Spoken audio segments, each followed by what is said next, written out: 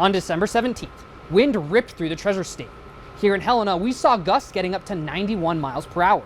The damage was costly and took more than a month to clean up fully.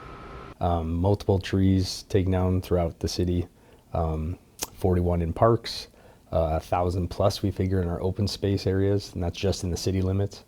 Other damages include part of the band dome was blown off, as well as damages at the golf course. Each downed tree the city cleaned up costs around $450 to clean up, with the total cost for the city, not including the cost of private properties, adding up to be between $25,000 and $30,000 so far, with $10,000 of damages over at the golf course alone.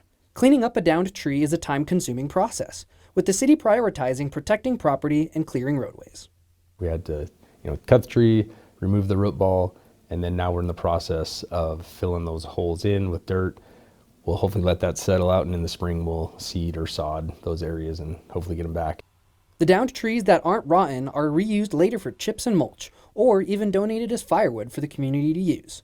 Just last week, they finished clearing the stumps out of parks, but that doesn't necessarily mark the end of their work. Marin says they're still inspecting trees to identify damaged ones that need to be taken down. That number's still going up as we clean up and continue to assess all the trees. There's going to be more, so we'll have to take more out throughout the spring. While the majority of the trees lost were spruce, they'll look to add various types during the replant.